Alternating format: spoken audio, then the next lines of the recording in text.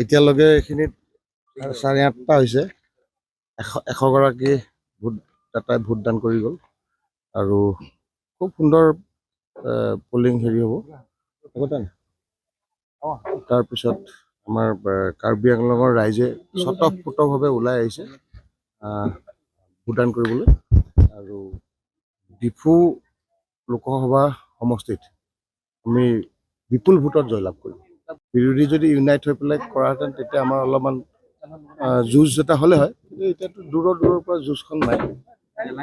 কাৰণ খুব ভাল হৈছে, বিৰাট ভাল হৈছে এলায়েন্স নোহোৱাৰ কাৰণে। ভোটদানটো যেতিয়া শেষ হৈ যাব তাৰপিছত ক'ব পৰা যায়।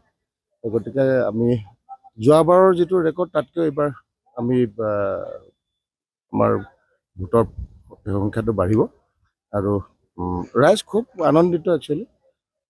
কাৰ্বি আংলঙত যেনেধৰণৰ উন্নয়নৰ কাম হৈছে